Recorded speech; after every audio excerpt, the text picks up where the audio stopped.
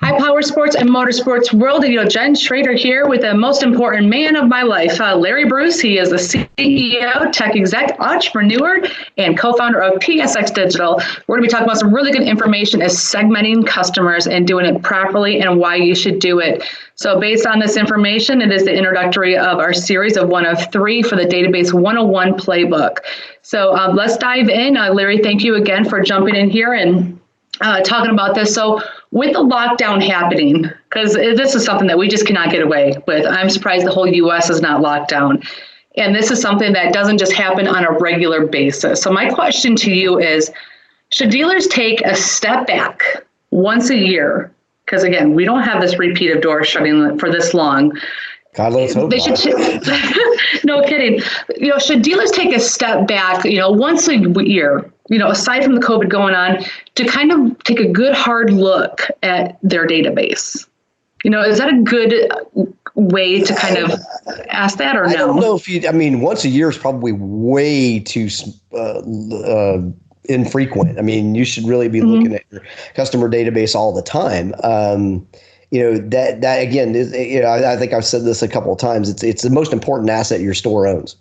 Make no mistake about it. If someone wants to come buy your store, your existing customers and that business is what they're buying.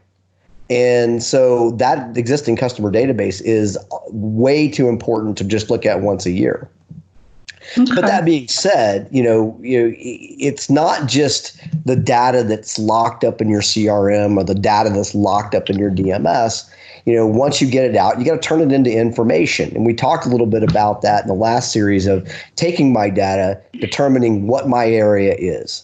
And what, you'll hear things thrown around, the word PMA, primary marketing area. Yeah. And everybody has this view or this definition of a primary marketing area. Regardless of what the manufacturer thinks my primary marketing area is, regardless of what what somebody who guesses thinks my primary marketing area is, the reality is your primary marketing area is set by your customers. Mm-hmm. They will tell you what your primary marketing area is. So I like to go back and look at the customer base and say, okay, where do I get my customers from?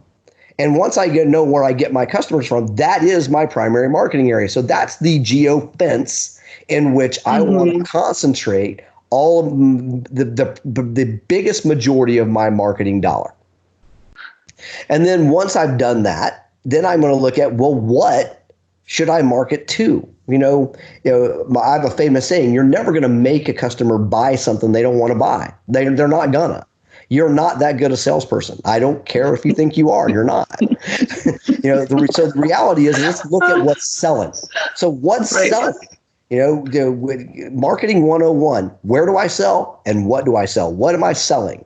So look at your top 5 makes, your top 5 models within those top 5 makes. Look at your, that's telling you, your data's telling you what people are buying, what they're most interested in.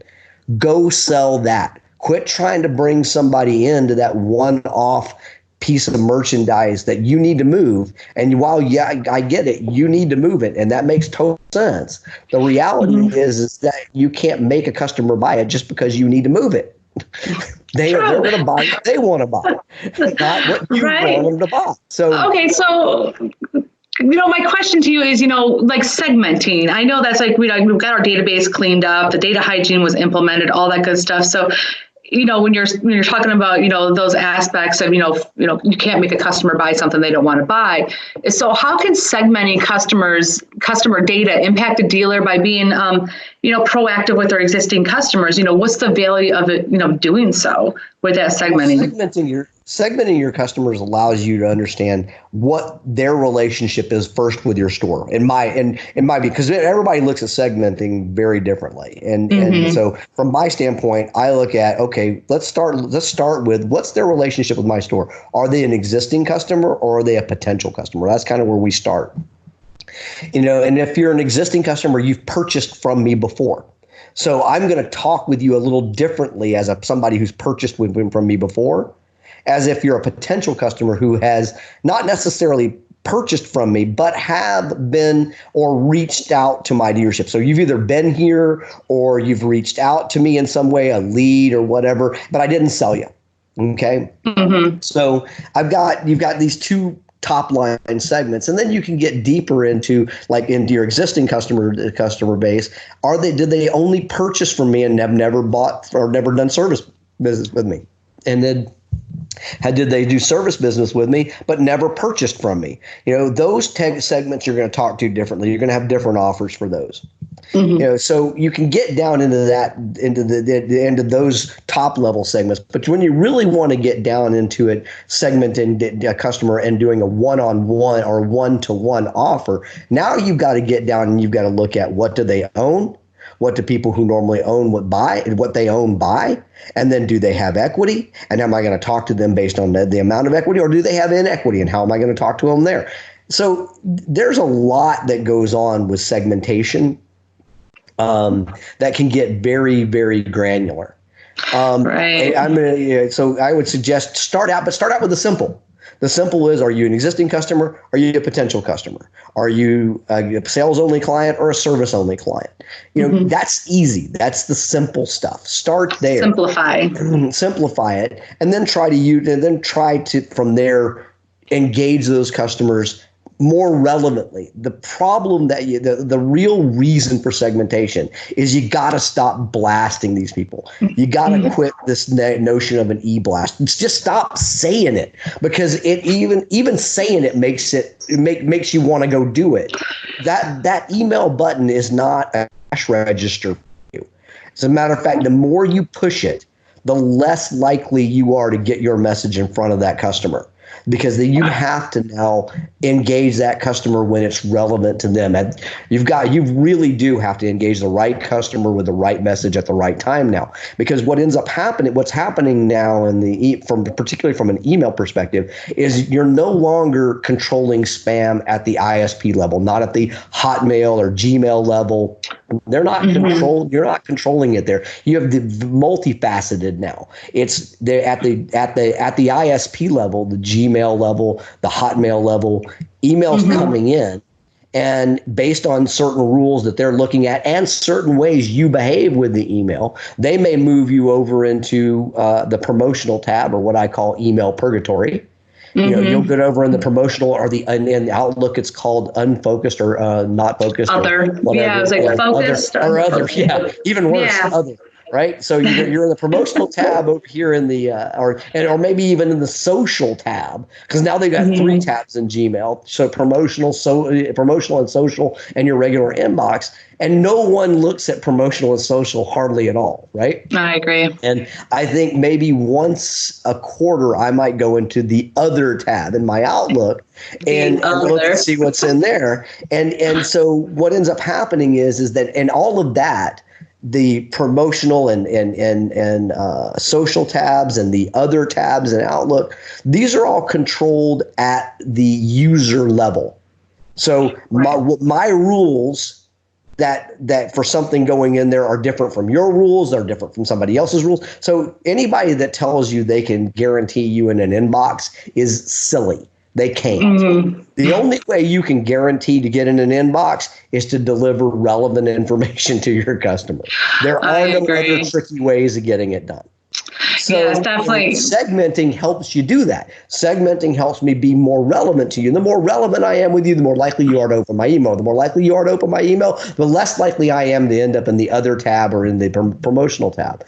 So you've got to segment your customers today. You can't just e-blast them anymore.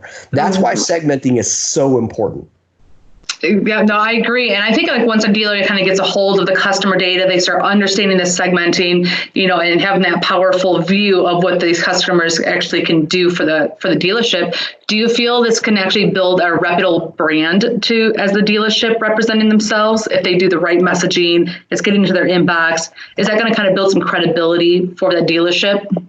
Yeah, I think, I mean, a lot of things help build credibility. I mean, my favorite saying in the world was one I actually caught at Visible Changes while I was getting my hair cut is, goodwill like a war is won by many battles and lost by one. You can continue to win. Yeah,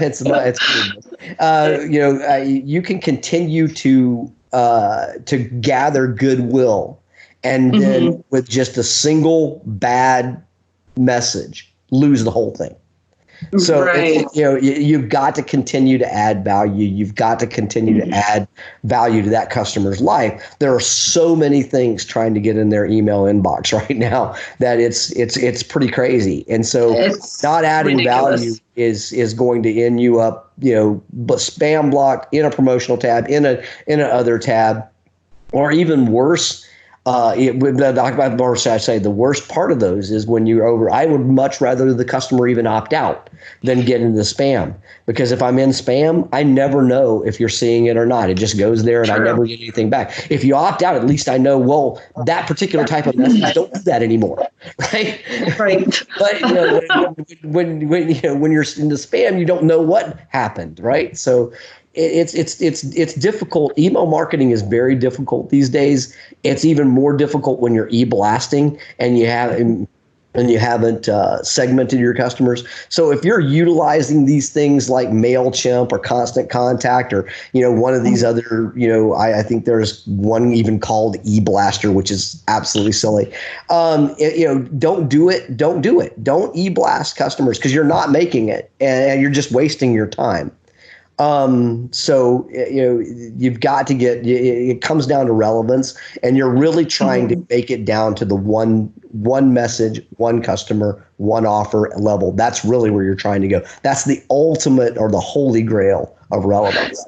No, I totally agree. So I have one last question before we wrap this up. With the blasting, when you're blasting the same message to all of your customers in the customer database, what have you seen in the past? Is there like a percentage decline or in customer response, or is there, when you get the tombstone, you're basically throwing your customers in the grave? But when you start doing that, let's say we got 1,000 people in our database with good emails, and then you blast them all with that same, message. Is there a percentage of that 1,000 people that you've seen in the past or whatever that just kind of fall off? Like, they're never going to come to you. They're never going to open your email. They're not even going to take the time to say unsubscribe.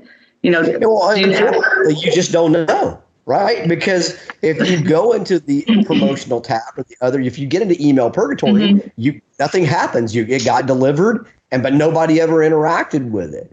If you get into the spam filter, nothing, it goes in there, it got delivered, but nothing ever happens with it. So realistically, you don't know. The only way you do know is to look at what the purpose of an email is. And the purpose of an email is to get a click, generally. That's the whole goal of an email, is to get a click. So you're looking at your open rates, but you're also looking at your click-through rates. And so when you're looking, if your click-through rates are not into the high teens to mid 20s, then you're probably not getting your message delivered. And so you got to look at your click-through rates, because that's the only way you'll ever really know if you got your message through. Did somebody act with it?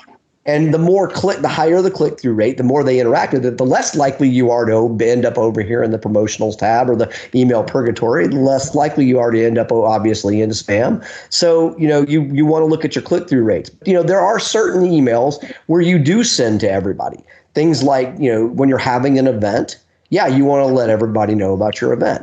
Your email newsletters, you should be doing those newsletters, and that's something that should go to everybody.